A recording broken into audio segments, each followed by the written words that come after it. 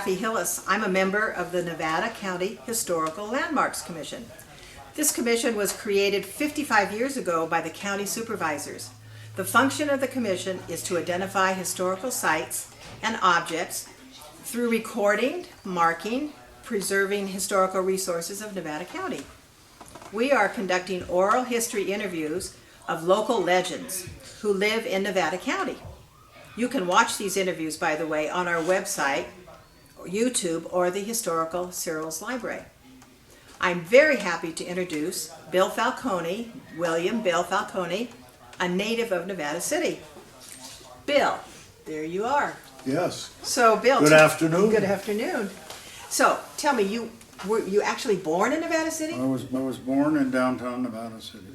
Where was the hospital? Hospital was where the Church of the Ayurveda, or the whatever that is. Okay. Now. You know, the miners' hospital. Across the street from SPD. Across the street from SPD. It was brand new when I was born. Your doctor's name, do you remember? Walker W. Reed.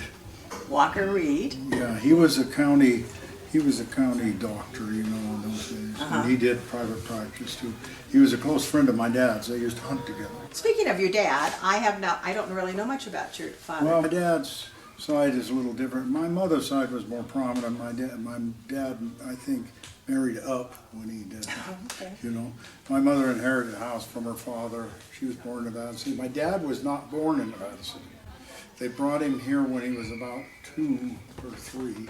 So he grew up in Nevada City, didn't know anything else. But they brought him from right on the Swiss border up there by Lake Como. Your father was born in Lake Como area? Yeah. Berzo San Fermo. It's a little teeny town of about 1,300 people. I've been there.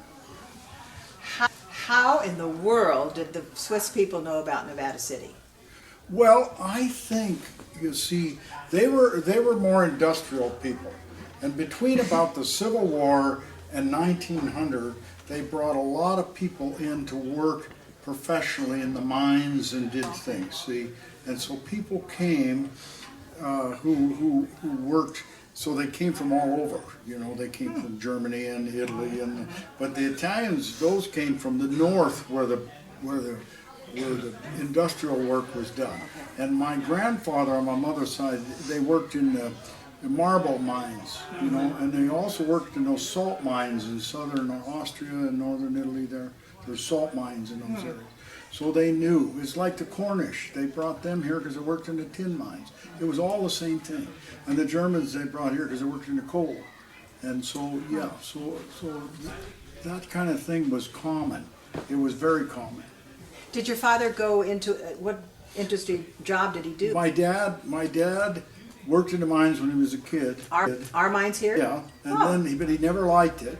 And when he was old enough, he went to work for the county, and he became superintendent of county superintendent of public works. He came.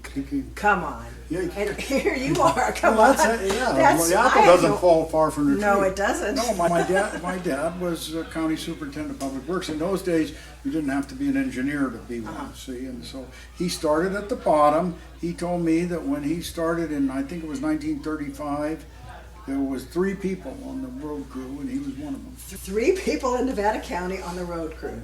In this area, they used to split it up. In Truckee, they had some couple of guys, and in Bloomfield, they had it in the South County and in Grass Valley. So, but the main headquarters was in Nevada City because it was the county seat. So my dad worked out of there. He worked his way to the top. Yeah, by the time he retired in 1969, he'd been there 34 years. He was the top guy. Who were his bosses, for instance? Well, supervisors in those days. Okay. See, the supervisors in the district ran the area. So, in other words, the supervisor in the Grass Valley, like recently, what was his name? He was there for years.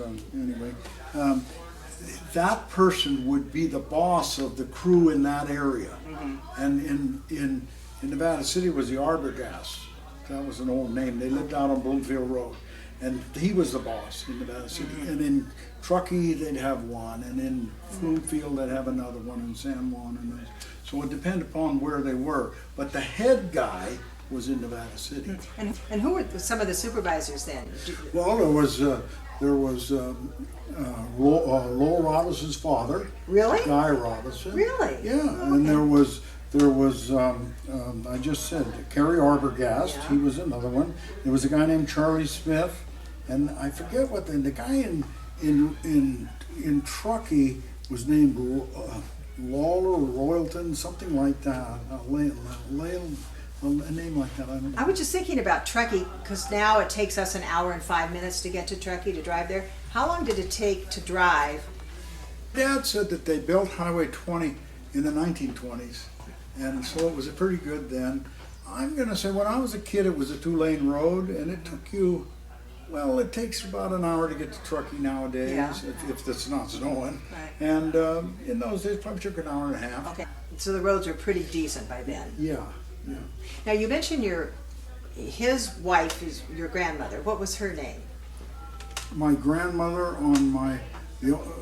her name was, my dad's mother died in the 1918 flu. Okay, your mom's mother then. No, my mom's mother lived up until I was about 16. Oh, so you knew her. Yeah. What was But her name? Julia. Julia. But she was here. We brought her here when she was young, and she spoke perfect English to us. And so your mother, was she Italian?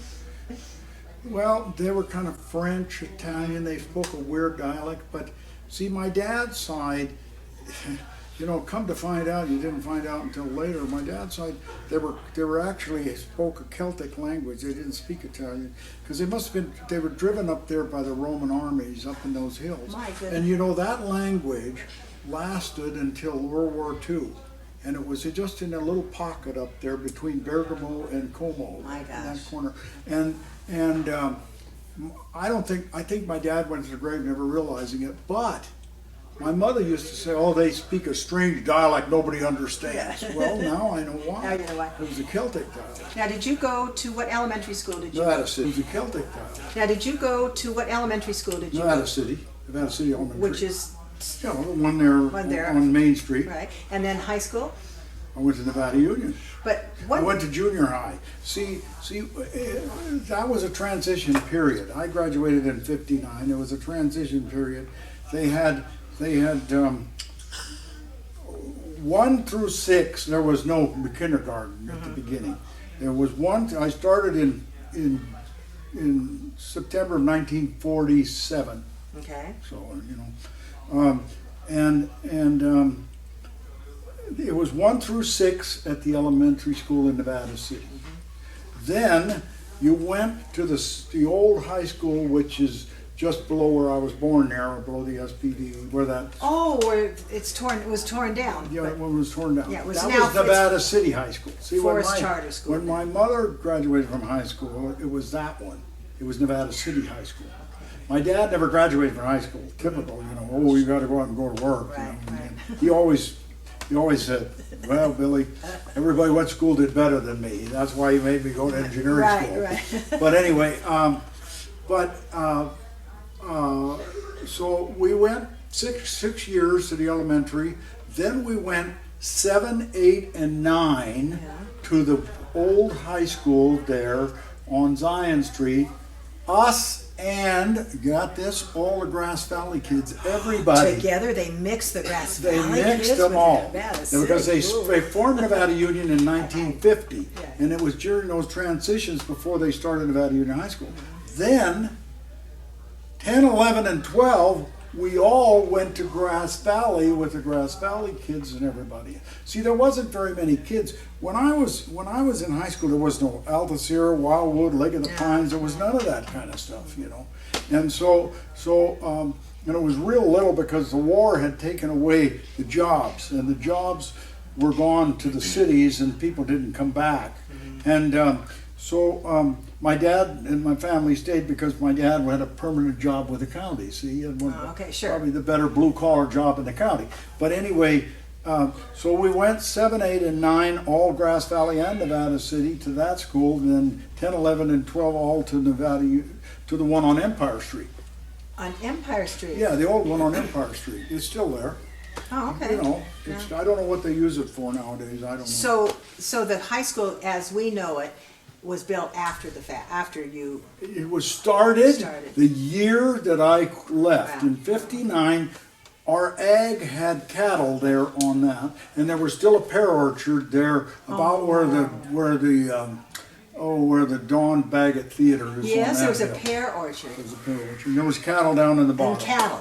Oh my God! And all of the Lytton Hill had all apples and pears and everything. There was nothing Oh, up I there. bet that was beautiful in the old days. I don't know, it just was. You know? So when you finished high school, where did you go to college then? Well, I did a couple of things. When I finished high school, my mother's short-tailed cousin had a grocery store in downtown, and he hired me when I was 15. And so I worked with him, and after high school, I still stayed there, you know, and worked. And I kind of liked the grocery stuff, you know. I mean, and so anyway, so I worked there. And then my dad, we were out hunting up by Bear Valley, and my dad said, "Billy, what are you going to do with yourself?" And, I thought, well, I better do something, you know. And so he said, "I've arranged for you to go to work for a mining engineer that is a friend of mine that I've known all my life, and I'd like you to go to work for him." And I've already talked to him. And I said, "Okay." So I go to this mining engineer, and he said to me, "Well, you know, did you do this? Did you do that?" I took nothing in high school. I was just fooling around. Yeah. And so he said to me, "Are you willing to work?" And he was stoic German, and he was tough, you know. He used to say, "I don't care if you make a mistake, but don't you dare make it twice." And he used to, but he was good. Where was this that you worked? In town, Nevada City. in town, okay. He was, you know, he was up there by where Ken Baker's office Yeah. is now, up on that hill. Anyway, so I started there. I worked for about a year and a half for him. He started me off in the office doing survey. You know, You were doing survey right at the beginning. but Gosh. I was. One second. What? All of the mountain bike team, you are now excused from class. Please head out front to meet Miss Ray. Sorry. Again, all mountain bike team, you are excused from class. Please head out front and meet Miss Ray there. Thank you. You're not in my biker, are you? No. You're not. Alright, sorry. Should we go ahead? Yeah, you can keep going from So- where you ever left me. So anyway, How did you learn how to do survey? He well, taught you. because he taught me, Yeah, okay. and he took me into the office. See, he was close to my dad, and so he taught me. Mm-hmm. He thought, well, I'll take him into the office, and he started from scratch, nothing. He started, and so he taught me every day. He was there. He worked in the office. He had no children. His wife was deceased, Mm-hmm. and he liked me. And so after I worked there about a year and a half, he said, "What are you doing? You need to go to college." And he said, "You need to become a civil engineer, and you need to go now." So I went to go back to school, but they drafted me in the Army. Oh, In yes. those days, they drafted me. Right. So I went in the Army. Where did you go in the Army? I went to Oklahoma. Okay. You know, my dad used to say California was never the same after the Okies came. Yeah. And where did I go? I went back to the Okies. I went back to Oklahoma. And when I got to Oklahoma, it was about this time of the year. And it was really nice. Beautiful. It was Oh, gorgeous. oh, yeah. And I came home 6 months later and said to my dad, "You know, Oklahoma's kind of a nice place." I thought he was going to fall out of his chair, you know. But anyway, so I was in Oklahoma, and I was there early enough, and we were training troops for the Vietnam War. We were training artillery troops, and I had damage. I had a shell blow up, an artillery piece. Something went wrong with it, and it exploded. And to this day, I have hearing problems. But anyway, so then when I got out of the service, I went back to school and started at University of Nevada, and I spent 5.5 years there. You know, I crammed 4 years into 5.5. Well, when you went to Reno to college, To Reno, yeah. didn't you? You were sort of ahead of the game because you've already been trained for a Well, year, right? I knew a lot of stuff, yeah. And my trigonometry was good and all of that kind of stuff. So I was okay there, but I wasn't very good in English and all the Well. rest of those.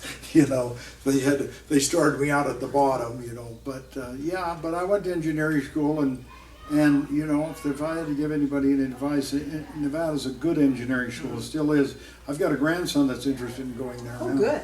Yeah, we visited there a couple of weeks ago, and it still maintains its standards, so I like it. And it turns out not very many engineers a year, but it turns out people who do engineering. No, I don't know the difference between civil engineering and Well, there's civil, mechanical, electrical, Oh, chemical, geological. There's a bunch of engineering complements, but the core engineering is about the same for the first 2.5 years, and then like a mining engineer and a civil engineer are about the same for almost 3 years, and a mechanical engineer and a electrical engineer are pretty similar. But then you take the chemicals and those, they're kind of different, and but the core is all the same. Why were you most interested in civil engineering? Because Siegfried, the guy I work for, said, I want you to become a civil that's- engineer. Okay, That's Siegfried why. is your mentor. Yeah, and he said, and he's right, he said, because civil engineers have the most power, and they do. A civil engineer's license is very powerful for public works and buildings and Sure. everything. You So- have total say over all of that When you stuff. graduated, then you had an entree to probably any job you could get, because you were obviously educated to. Yeah, I could, I was offered a job at PG&E in San Francisco, but I wouldn't take it because I didn't want to go to San Francisco. So what was your first job then? I worked for Pat Ingram. He was a city engineer in Grass Valley and Nevada City. Oh. That's why I started in Nevada City. I worked under him. You had to work after engineering school. You got to work 2 years as an apprentice. You got to. You can't apply for a license until you've spent. So I worked for Pat, for a year or so because I already had other background.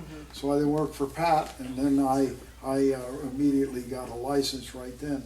But I taught at Sierra College for a number of years. Oh, you did? So what was your first project that when you... Downtown betterment. I did Nevada City's.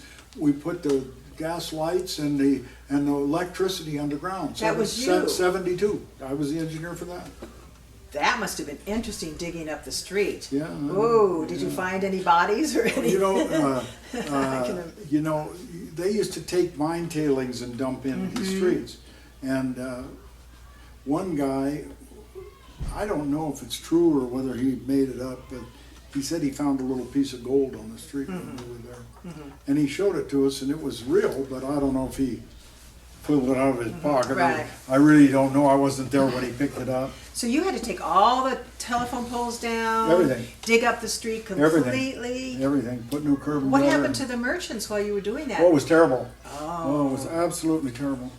And I was a kid, and gee whiz, and everybody complained and moaned, and literally, it was terrible for the merchants. You were about 25 years old then? Yeah, 27, I think. And here you were running the show. Yeah, I know. Oh, I my ran the gosh. show, yeah, because Pat was always running around doing stuff, and so he kind of left me alone. I did it all.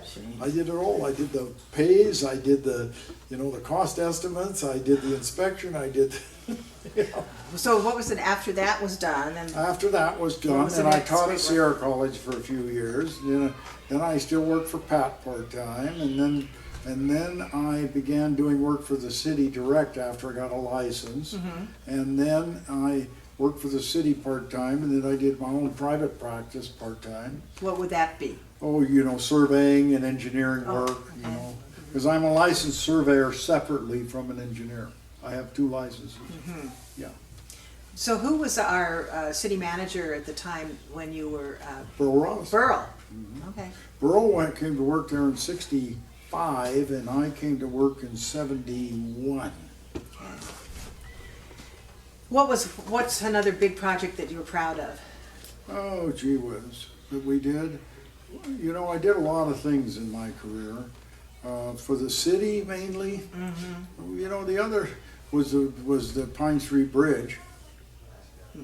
But, people will laugh at me, but one of the more challenging jobs I did was at the sewer plant with the sludge press and all of that. It's very high tech, you know that. I know, I live right above it. And you don't smell it or nothing. I never have smelled it. Yeah, I didn't understand, that was a big project? it was a big project. Yeah. What was there before you started the project? It was there, but it was nowhere near as high tech. I see. We just upgraded it. See, but in the earlier days, they took the sewer from downtown and they dumped it in a creek. Yeah. And that then we all after know. World War II, they began to use what they called a trickling filter, where they put it on rocks and they had bugs that would kind of eat the. They did that down there, and then over the years, then we turned it into a real high tech thing. But it's been down there for a long time. Right. Nevada City's such a tiny little town, and it's on a hill, so Yeah. everything goes downhill. Yeah, that's right. Thank goodness. Well, your biggest project right now you're finishing up Is the bridge? is the bridge. The Tell us a little bit about the how Nevada- you got that all coordinated. Well, the Nevada Street Bridge is typical in all over the nation, not only in California, but all the states are in charge of the bridges. The state. The states are individually in charge of the bridges in their state, and it falls on the DOT for that particular state. Oh. So in California, they're under Caltrans. And Caltrans goes around and looks at every bridge every odd year. So every odd year, they look at a bridge this year, and then 2 years they come back and look at it again. And when they do that, they rate them with a number. And then when that number gets down to, it's high up here starting, and then it goes down with time. As it gets below a certain number, then it's available for funding. Oh, okay. And I'm sure just about everybody in this room has heard, when you hear Congress and they're going to pass the Highway Act, you hear that, the Highway Act. That is, the Highway Act has that money in it for bridges. And so the feds paid 90% of that job. Oh, they did? Oh, yeah. That's 90% federal money. Now, but it's for lack of better language, is laundered through the states. Because they give the money to the states, and then the states distribute it. You know what I mean? The feds don't do it. The states do it. And so what you do is, when you get to a number, the state puts you in a queue. When you get into that situation. When you get in there, then you're eligible for funding. But it takes years and years. It took us 10 years to get. So I remember they saying, they're going to fix the bridge, but when's it going to happen? Yeah, And because when- you got to do the environmental work. You got to do the design. The design took us a year and a half. Did you help with the design? Yes, but we had design engineers, bridge engineers out of Sacramento. But Brian and I, see, that bridge looks like it does because we did that. There was an old bridge that looked like that 120 years ago. And so we replicated it, we made it look like that. They wanted it, but that cost an extra $1 million. That's a $10 million job. Now, who made that replication of on the sides there? Who did that? A local person? Yes, Sierra Metal Fabricators, they're back at the SPD there. They made that bridge to look old. That is incredible. They made every piece, including all the rails. Every steel piece that you see there was made by them. Gee, that's great. It's just beautiful. And of course, in 2 weeks, they're going to dedicate it to the William Falconi Bridge. That's right. That's a wonderful honor. Now, who told you that they were going to do that? Well, they did it without The me. city council did it? Yeah, they did it without me knowing it. But then they asked me to come to the council meeting, and then by the time the council meeting was, the cat was out of the bag. Right. But they named it. I didn't do it. They said, "Well, what do you want it to read?" And I said, "I don't do that. You guys do that. Right. I'm not gonna write my own." So yeah. Well, I hate to say this on camera, but in a couple of months I'll be 84 years old, and I'm going to retire. I started in 1961. now, you said you were going to retire a couple years ago. Yeah, I know. Well, I'll still do stuff, but I won't be the engineer for the city anymore. I'll still do things. You'll be around, and Brian and the city engineer now will call you. Oh yeah, Brian and I do things all the time. And the city, like recently they had the problem with the foundry, and I was part of that transition team there, to help them. What's another? Okay, the waste management plant and The the Pine Street Bridge. That was a big one. I'll tell you, the most interesting job I ever did was not in Nevada City. It was for the Department of Energy at Mercury, Nevada. my brother and I had sold commercial explosives for years, and we did an explosion for the Department of Energy, which was 2 million pounds of conventional explosive. And we put it in underground in one of those canyons where they test nuclear stuff and mercury, and we put that underground so that they could calibrate their instruments, their seismic instruments, so that they could tell the difference in the world between a conventional explosion and if the rogue country had nuclear weapons. Because nuclear is a fusion and commercial explosive is a mechanical. It breaks the rock. So it behaves totally different and it looks different on the seismic. But nobody had ever done 2 million at once. So we actually set up a plant down there and made the explosive, brought it underground there in a big. You drove the explosives over the mountains. Yeah, but no, we drove it over in raw form, not in explosive form, and we made it there for that reason. Because it was so much. So we brought the raw materials in. We put a temporary plant in there. We mixed it and made it there, and then put it underground, put it in the hole they needed. Where's Mercury? It's 100 miles north of Las Vegas. It's in way out in the middle. It's in Nellis Air Force Base land. Oh, okay. It's between Las Vegas and Tonopah, and it is in nowhere. Nowhere. And do you remember, where did you grow up? In Los Angeles. Did you remember when they exploded the bombs at Yucca Flat? Oh yeah. When you were a kid, and you could see the flash sometimes. Well, I remember that. If you got up on the mountain, you could see the flash. And those atomic bombs, when they tested them in the 50s, that's called Yucca Flat. Okay. And that's at Nellis. That's at Mercury. And when I worked there, we lived in a compound, and then you had to drive 35 miles to get to where we were doing the job. And you used to drive through Yucca Flats, and the craters are still there. Oh, really? Craters from the atomic bomb. Oh my. Yeah. That'd be kind of scary. Yeah. We've been talking about all your jobs and everything, but tell me a little bit about your family. Well, let's see. I have a son. I know. I have a son who went to school with your son. That's right. And he went to West Point, and then he was an Army Ranger overseas, and he went to Pepperdine, got a master's. He got a master's at Pepperdine. And then I have a daughter. She went to Wheaton, which is a private conservatory of music at the Laurie Center in Illinois. She went there, and then she got a master's in administration from University of Colorado in Denver. And now she's a principal and music teacher. She's a principal and a music teacher, making her mother so happy Yeah, and her father so happy. Yeah, I know. That's so. She's coming too on. She's coming for Easter. No, for the.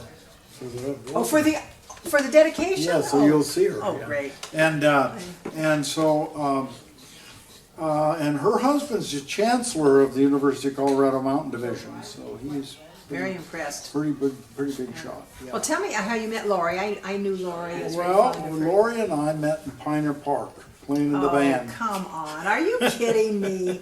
Talk about a native son. When I got back from the University of Nevada, Ernie Harris, you don't remember Ernie Harris, he ran the old Gold Country Bank, this is long gone. But anyway, he ran the bank, and he used to be kind of a musician, jazz musician.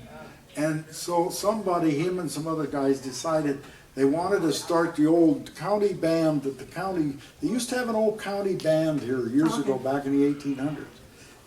And so, but it dissolved years ago. So this was in the early 70s.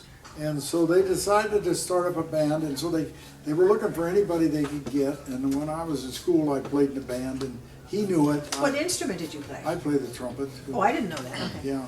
And so I was not good, average, you know what I mean. But he said, Bill, we need people. And he said, I need you to come. And so I said, okay. So I went and played in the band. Well, when I played in the band, Lori had come up here to do some work. She worked for the county on kind of a halfway house for kids that were in trouble. And so she was teaching, and on Monday night she went and played with the Nevada County Concert Band because she was a musician. You know what I mean? Sure. She just went. You know, the first thing a musician asks for is who's plays around here. Right. So anyway, so we went and we did a concert for an outfit called the Sirs. Did you ever hear of the Sirs? The Sirs? Yeah, the Sons in Retirement. Sons in Retirement. Okay, Yeah, yes. and they were kind of I think they're long gone Yeah, now. it was but probably a drinking group too, wasn't it? It sounds like it.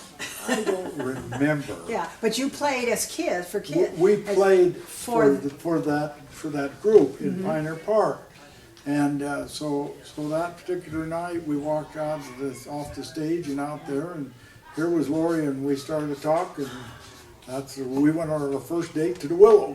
You went to the Willow? Yeah.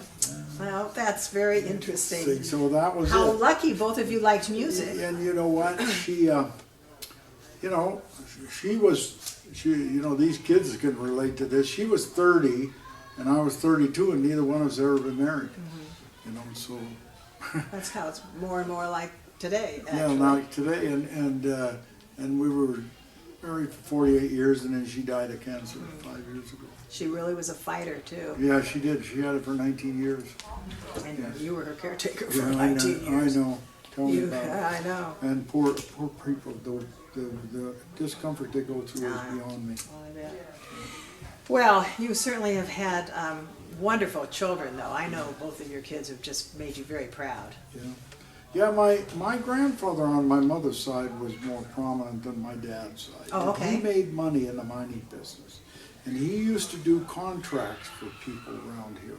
In other words, if you needed an air shaft in a mine, and they always used air shafts so that they could get, for the environment, and or you needed to build a room for a receiver, or you needed to improve a shaft or something. He put a crew together and he did that, and he made money. He did well. So this is your That's my mother's father, what was his name? Dominic, Alaria, but their name was Alaria. Dominic Alaria. A-L-A-R-I-A. And you knew him till he was 16? Till you were 16? No, his wife. His wife, okay. He died 10 years before. He was killed in a mining accident. Ah, Yeah, they were in a room like or underground after they scoped out the area, and what they used to do was bar down the rock so that the rock wouldn't fall from the ceiling, and one came down and hit him in the head. He didn't die then, but he didn't live long after. a lot of sad things happen for the mining. We're done. I think we're just about done. It's been wonderful talking with Bill, and I'm so happy that we got to have this chance. So, Yeah, a same native here. son. Same here, yeah. So That's yeah, a good thing. So you're a native Californian, third generation. Third, yeah. Well, it's Well, you I'm fourth generation. You're fourth generation. Yeah, and I'm an Irish fourth generation. A little different than this. Where did your family come from? County Cork, I guess. But did they come? Were they Eastern first? No, they went to. Are we on the? We're just chatting now. Are we still on tape? Oh, yeah, but we can turn it off. Y'all are just chatting now. Yeah, we're just chatting.